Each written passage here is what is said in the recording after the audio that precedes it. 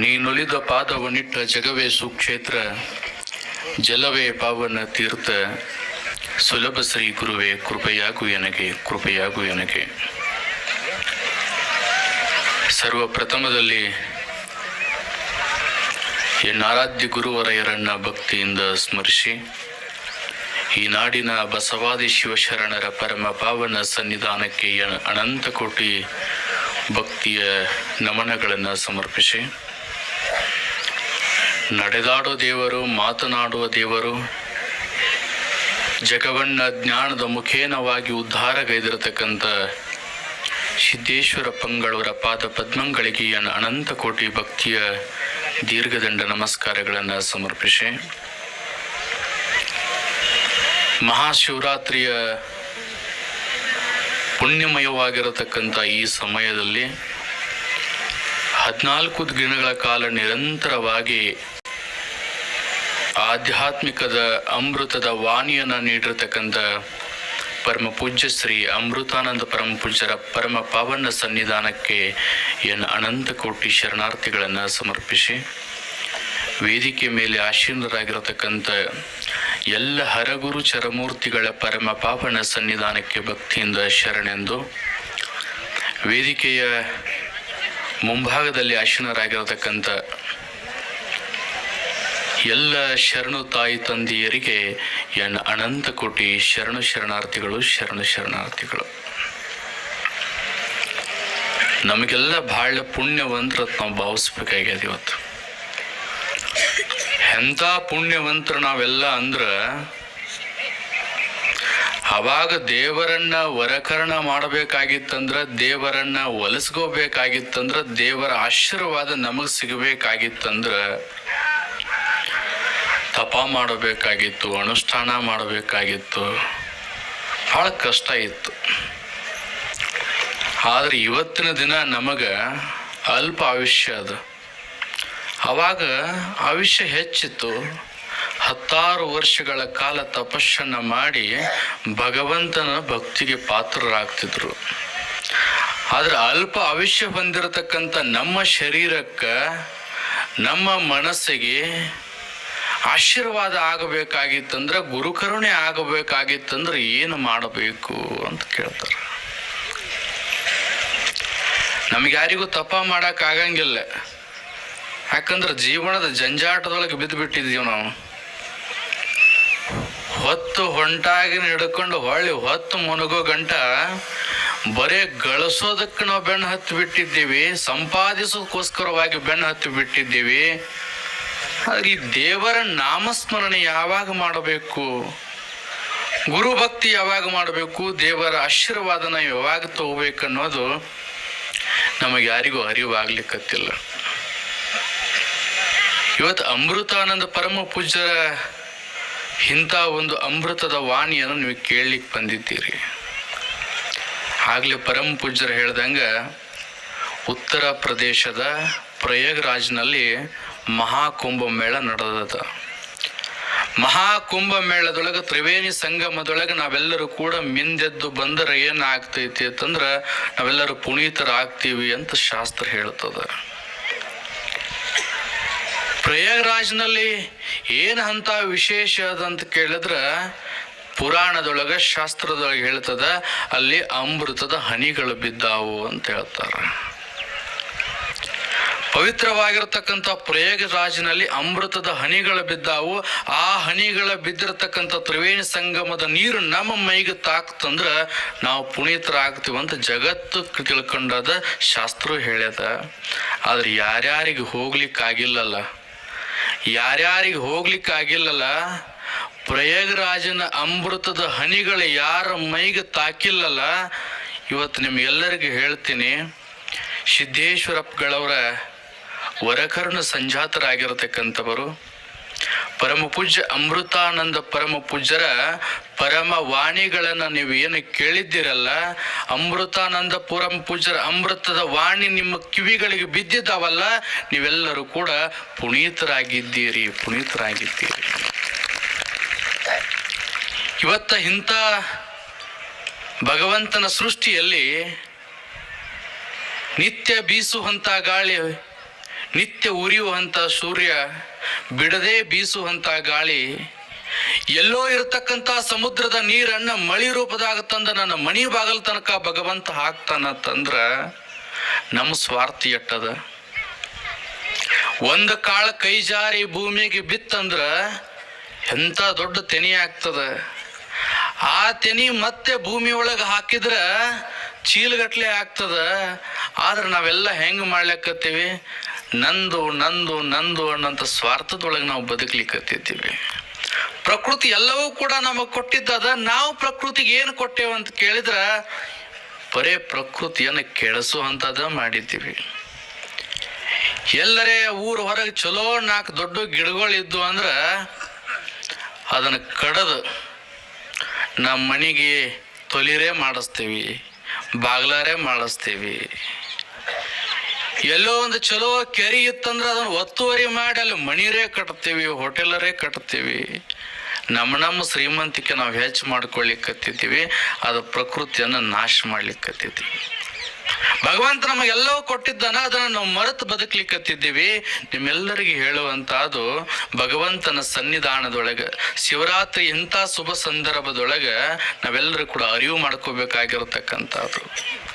ಭಗವಂತ ಕೊಟ್ಟಿರ್ತಕ್ಕಂಥದ್ದು ನಾವು ತಿಳಿಬೇಕಾಗಿತ್ತಂದ್ರ, ನಾವು ಸಾಯಂಕಾಲ ಊಟ ಮಾಡ್ತಿರ್ತೀವಿ. ಊಟ ಮಾಡುವಂತ ಸಂದರ್ಭದೊಳಗ ಭಗವಂತ ಇದು ನಿನ್ನಿಂದ ಅಂತ ತಿಳ್ಕೊಂಡು ಒಂದು ತುತ್ತು ಬಾಯಾಗ ಹಾಕೋರಿ, ಸಾಕಷ್ಟ. ನೀವೇನು ಕೊಡಕ್ಕಾಗಂಗಿಲ್ಲ. ಭಗವಂತ ಇದೆಲ್ಲವೂ ಕೂಡ ಗಳಿಸಿದ್ದೀವಿ, ಇದು ನಿನ್ನಿಂದ ಅಂತ ತಿಳ್ಕೊಂಡು ಅನುಭವಿಸ್ರಿ. ಏನು ಬಂದು ಭಗವಂತ ಕಸಗೊಳಂಗಿಲ್ಲ. ನೀವು ಮನ್ಯಾಗ ಒಳಗ್ ಕುಂತೀರಿ, ಯಾರೋ ಹೊರಗೆ ಹಾದು ಹೋಗ್ತಿರ್ತಾರ, ಬರ್ರಿ ಊಟ ಮಾಡೋಣ ಅಂತೀರಿ. ನೀವೇನು ಕರೆದು ತಾಟ ಹಚ್ಚಿ ಕುಂಡ್ರಿಸಿ ಊಟಕ್ಕೆ ಹಾಕಂಗಿಲ್ಲ, ಹೌದಲ್ಲ? ಹಂಗ ನಾವು ಬದುಕುವಂತ ಜೀವನದೊಳಗ ಭಗವಂತ ಕೊಟ್ಟಿರ್ತಕ್ಕಂಥ ಈ ಐಶ್ವರ್ಯದೊಳಗ, ಭಗವಂತ ಕೊಟ್ಟಿರ್ತಕ್ಕಂಥ ಈ ಬದುಕಿನೊಳಗ ಇದು ನಿನ್ನಿಂದ ಅಂತ ತಿಳ್ಕೊಂಡು ನಾವು ಬದುಕಿದ್ರ ಭಗವಂತನ ಭಕ್ತಿಗೆ ನಾವೆಲ್ಲರೂ ಕೂಡ ಪಾತ್ರರಾಗ್ತೀವಿ ಅಂತ ಭಾವಿಸ್ಬೇಕಾಗ್ಯದ. ಇಂಥ ಒಂದು ಸಣ್ಣ ಹಳ್ಳಿ ಒಳಗ ಪರಮ ಪೂಜ್ಯರ ಅಮೃತದ ವಾಣಿಯನ್ನು ಕೇಳಬೇಕಂತೇಳಿ ಬೆಳಗ್ಗೆನೆ ಎದ್ದು ಜಳಕ ಮಾಡ್ಕೊಂಡು ಎಲ್ಲ ನಮ್ಮ ಹಿರಿಯರ ತಲೆ ಮ್ಯಾಗ ಟಪ್ಪಿಗೆ ಹಾಕೊಂಡು ತಾಯಂದೆಲ್ಲರೂ ಶರ್ಗ ಹಚ್ಕೊಂಡು ಇದು ಬಂದಿರತಕ್ಕಂಥದನ್ನು ನೋಡಿದಾಗ ಎಷ್ಟು ಆನಂದ ಆಗ್ತದಂದ್ರ, ಭಾರತದ ಪರಂಪರೆ ಐತಿ. ಆಧ್ಯಾತ್ಮಿಕದ ಶಕ್ತಿಯ ತಳಹದಿಯನ್ನು ಹೊಂದಿರತಕ್ಕಂಥ ಭಾರತಕ್ಕ ಜಗತ್ತಿನ ಮಟ್ಟದೊಳಗೆ ಗೌರವ ಕೊಡ್ತಾರ, ಪ್ರೀತಿಸ್ತಾರ, ಆರಾಧಿಸ್ತಾರ. ಯಾತಕ್ಕಾಗಿತ್ತಂದ್ರ ಆ ಸಂಸ್ಕಾರದಿಂದಾಗಿ. ಆ ಸಂಸ್ಕಾರ ಎಲ್ಲಿ ಇವತ್ತು ಕಾಣ್ಲಿಕ್ಕತ್ತದಂದ್ರ ಈ ಕಡ್ಲೇವಾಡ ಗ್ರಾಮದೊಳಗ ಬಹಳ ಅದ್ಭುತವಾಗಿ ಕಾಣ್ಲಿಕ್ಕತ್ತದ. ಎಲ್ಲ ತಾಯಂದಿರು ಕೂಡ ಇವತ್ತು ತಾಯಂದಿರನ್ನು ನೋಡಿದಾಗ ಸಾಕ್ಷಾತ್ ಮಹಾಲಕ್ಷ್ಮಿಯನ್ನು ನೋಡ್ದಂಗ ಆಗ್ತದ.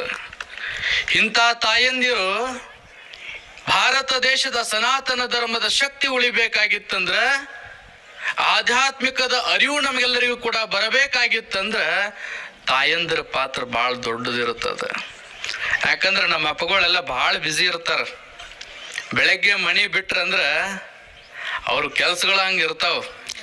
ಸಾಯಂಕಾಲ ಮನಿ ಬರೋ ಗಂಟ ಒಂದಿಷ್ಟು ಮಂದಿ ಸೀದಾ ಅವ್ರವ್ರ ಮನೆಗೆ ಬರ್ತಾರ. ಒಂದಿಷ್ಟು ಮಂದಿ 20 ಫೂಟ್ ರೋಡ್ ಇರ್ತದ, ಹಿಡಿಸ್ಲಾರಂಗ ಬರ್ತಿರ್ತಾರ ಅಪ್ಪಗಳು. ಯಾಕಂದ್ರೆ ಒಳಗಂತ ಶಕ್ತಿ ಹೋಗಿರ್ತದ ಅವರಿಗೆ. ಆದ್ರೆ ತಾಯಂದ್ರ ಹಂಗಲ್ಲ. ಮಕ್ಕಳನ್ನ ಪಾಲನೆ ಪೋಷಣೆ ಮಾಡುವಂತಹದ್ದು, ಮನೆಯ ಸಂಸಾರನ ಕಟ್ಟಿ ಬೆಳೆಸುವಂತಹದ್ದು ತಾಯಂದ್ರ ಕೈ ಒಳಗಿರ್ತದ. ತಾಯಂದ್ರೆಲ್ಲರೂ ಕೂಡ ನಿಮ್ಮ ಮಕ್ಕಳಿಗೆ ಉತ್ತಮವಾಗಿರ್ತಕ್ಕಂಥ ಸಂಸ್ಕಾರ ಕೊಡ್ರಿ. ಸಂಸ್ಕಾರ ಕೊಟ್ಟಿದ್ದೇ ಕರೆ ಆಗಿತ್ತಂದ್ರ ನಿಮ್ಮ ಮಕ್ಕಳು ಎಂದೂ ತಪ್ಪು ಮಾಡಂಗಿಲ್ಲ, ಎಂದೂ ಕೊಲೆಗಡಕರಾಗಂಗಿಲ್ಲ, ಎಂದೂ ಕಳ್ಳತನ ಮಾಡಂಗಿಲ್ಲ. ಆಗ ನಮ್ಮ ತಾಯಂದ್ರ ಎಲ್ಲರೂ ಕೂಡ ಮಕ್ಕಳಿಗೆ ಸಂಸ್ಕಾರವನ್ನು ಕೊಡೋಣ. ಎಂಥ ಸಂಸ್ಕಾರ ಕೊಡಬೇಕು? ಸಂಸ್ಕಾರ ಕೊಡದೇ ಇರತಕ್ಕಂಥ ಮಕ್ಕಳ ಸ್ಥಿತಿ ಏನಾಗ್ತದಂತ ಒಂದು ಸಣ್ಣ ಕಥೆಯನ್ನು ಹೇಳಿ ಮುಗಿಸ್ಬಿಡ್ತೀನಿ ನಾನು. ಒಬ್ಬ ಕಳ್ಳ ಇದ್ದ ಅಂತ, ಅಪರಾಧಿ ಇದ್ದ, ಕಳ್ಳಿದ್ದ, ದರೋಡೆಕೋರರಿದ್ದ. ಅವನು ಮಾಡಿರ್ತಕ್ಕಂಥ ಕಳ್ಳತನದ ಕರ್ಮ ಅವನಿಗೆ ಬಿಡಂಗಿಲ್ಲದು. ಯಾರ ತಪ್ಪು ಮಾಡಿದಂದ್ರೆ ಮಾಡಿದ್ದನ್ನ ಮಾರಾಯಣ ಅಂತ ಕಾಲ ಇವತ್ತೈತಿ. ಕಳ್ಳತನ ಮಾಡಿದ್ದ, ಕೊಲೆ ಮಾಡಿದ್ದ, ದರೋಡೆ ಮಾಡಿದ್ದ, ವಂಚನೆ ಮಾಡಿದ್ದ, ಎಲ್ಲ ಮಾಡಿದ್ದ. ಕೊನೆಗಾಲಕ್ಕೆ ಪೊಲೀಸರ ಕೈಯಾಗ ಸಿಕ್ಕೊಂಡ್ಬಿಟ್ಟ. ಪೊಲೀಸರು ಕರ್ಕೊಂಡು ಬಂದು ಅವರು ಏನು ಮಾಡ್ಬೇಕೆಲ್ಲ ಮಾಡಿದ್ರು. ಅವಾಗ ಬಾಯಿ ಬಿಡ್ತಾನ, ನಾ ಎಲ್ಲ ಮಾಡೀನ್ರಿ, ನನಗೆ ಹೊಡಿಬೇಡ್ರಿ, ನನಗೆ ಹಂಗೆ ಮಾಡಬೇಡ್ರಿ ಅಂತ ಒಪ್ಕೊಂಡು ಬಿಟ್ಟವ. ಯಾಕಂದ್ರೆ ಎಲ್ಲಿ ಸುಮ್ಮನೆ ಬ್ಯಾಣಿ ತಿನ್ನೋದಂತ ಒಪ್ಕೊಂಡು ಬಿಟ್ಟ. ಅವನನ್ನು ಒಯ್ದು ಕೋರ್ಟಿಗೆ ಪ್ರೊಡ್ಯೂಸ್ ಮಾಡ್ತಾರೆ. ಎಲ್ಲ ಸಾಕ್ಷಿಗಳನ್ನು ಕಲೆ ಹಾಕಿದಾಗ ಅವನ ಅಪರಾಧಿ ಅಂತ ಸಾಬೀತಾಯ್ತು ಕೋರ್ಟ್ನಿಂದ. ಅವಾಗ ಕೋರ್ಟ್ ಜಡ್ಜ್ ಒಂದು ತೀರ್ಮಾನ ಮಾಡ್ತಾರೆ, ಇವನಿಗೆ ಗಲ್ಲು ಶಿಕ್ಷೆ ವಿಧಿಸಲಾಗಿದೆ ಅಂತ ಹೇಳ್ಬಿಡ್ತಾರೆ. ಅವಾಗ ಆ ವ್ಯಕ್ತಿನ ಹೋಗಿ ಕಾರ್ಯಾಗಾರದಾಗ ಹಾಕಿರ್ತಾರೆ. ಇನ್ನು 4-6 ದಿವಸದೊಳಗೆ ಅವನಿಗೆ ಗಲ್ಲಿಗೆ ಹಾಕೋದಿರ್ತದ. ಅವಾಗ ಒಂದು ಕೋಟಿನೊಂದು ವಾಡಿಗೆ ಇರ್ತದೆ. ಏನು ವಾಡಿಗೆ ಅಂತಂದ್ರೆ, ನಿನ್ನ ಕೊನೆ ಆಶೆ ಏನಾರ ಇದ್ರೆ ಹೇಳಪ್ಪ, ನಿನಗೆ 5-6 ದಿವಸದೊಳಗೆ ಗಲ್ಲಿಗೆ ಹಾಕೋರಿದ್ದೀವಿ ಅಂತ ಕೋರ್ಟ್ದವ್ರು ಕೇಳ್ತಾರೆ. ಅವಾಗ ಅಪರಾಧಿ ಕಳ್ತನ ಮಾಡಿರ್ತಕ್ಕಂಥವ್ನು ಹೇಳ್ತಾನ, ನನ್ನ ಕೊನೆ ಆಸೆ ಏನು ಇಲ್ರಿ, ಒಂದು ಸಲ ನನ್ನ ಹೆತ್ತ ತಾಯಿನ ಮುಂದೆ ಕರ್ಕೊಂಡು ಬರ್ರಿ ಅಂತ ಹೇಳ್ತಾನ. ಅವಾಗ ಕೋರ್ಟಿನವರೆಲ್ಲರೂ ಹೋಗಿ ತಾಯಿನ ಹುಡ್ಕೊಂಡು ಕರ್ಕೊಂಡು ಬರ್ತಾರ. ಒಂದು ಕುರ್ಚಾ ಮ್ಯಾಗ ತಾಯಿನ ಕೂಡಿಸಿರ್ತಾರ, ಒಂದು ಕುರ್ಚಾ ಮ್ಯಾಗ ಅಪರಾಧಿನ ಕೂಡಿಸಿರ್ತಾರ. ಅವಾಗ ತಾಯಿ ಅಂತಾಳ, ನೀನು ಕಳ್ತನ ಮಾಡಿದವರಿಂದ, ನೀನು ಕೊಲೆ ಮಾಡಿದವರಿಂದ ನನ್ನ ಸಮಾಜದೊಳಗೆ ತಲೆ ಎತ್ತಿ ಬದುಕಾಗಕತ್ತಿಲ್ಲಪ್ಪ. ನೀ ನನ್ನ ಮಗ ಅಂತ ಹೇಳ್ಕೊಳಕ್ ನನ್ನ ಮನಸ್ಸಿಗೆ ಭಾಳ ಮುಜುಗರ ಆಗ್ಲಿಕ್ಕತ್ತದಪ್ಪ ಅಂತ ತಾಯಿ ಅಳ್ತಿರ್ತಾಳ, ನೋವು ಪಡ್ತಿರ್ತಾಳ. ಅವಾಗ ಅಪರಾಧಿ ಹೇಳ್ತಾನ, ಯವ್ವ ನೀನು ದುಃಖಿಸ್ಬೇಡ ಅಂತಾನ. ತಾಯಿ ಅಂತಾಳ, ನಿನ್ನನ್ನು ಹೆತ್ತು ಹೊತ್ತು ಸಾಕಿ ಸಲುಬಿ ದೊಡ್ಡವನನ್ನಾಗಿ ಮಾಡಿದ್ದೀನಿ. 5-6 ದಿವಸದೊಳಗೆ ಗಲ್ಲಿಗೆ ಹಾಕೋರಿದ್ದಾರ. ಇಂಥ ಸಾಯುವಂಥ ಸಂದರ್ಭದೊಳಗೆ ನನಗೆ ಕರೆಸಿ ಮತ್ತ್ಯಾಕೆ ನನಗೆ ನೋವು ಕೊಡ್ಲಿಕ್ಕತ್ತಪ್ಪ, ನೀನು ಹಂಗ ಸತ್ತಿದ್ದಂದ್ರೆ ಇನ್ನೊಂದಿಷ್ಟು ನೋವು ಕಡಿಮೆ ಆಗ್ತಿತ್ತು ಅಂತ ತಾಯಿ ಹೇಳ್ತಾಳೆ. ಅವಾಗ ಅಪರಾಧಿ ಹೇಳ್ತಾನಂತ, ಯವ್ವ ಇಡೀ ಸಮಾಜಕ್ಕೆ ತಿಳಿಬೇಕಾಗ್ಯದ ನಾನು ಅಪರಾಧಿ ಅದೀನಿ, ಸಮಾಜದೊಳಗೆ ಕೆಟ್ಟ ಅನ್ನುವಂಥ ಪಟ್ಟ ನಾನು ಹಣಿಗೆ ಕಟ್ಕೊಂಡು ಬಿಟ್ಟೀನಿ. ಇದಕ್ಕೆ ಕಾರಣ ಏನು ಅನ್ನುವಂಥದ್ದು ಸಮಾಜಕ್ಕೆ ತಿಳಿಬೇಕಾಗ್ಯದವ, ಅದಕ್ಕಾಗಿ ನಿನಗೆ ಕರ್ಸೀನಿ ಅಂತ ಆ ಮಗ ಹೇಳ್ತಾನ.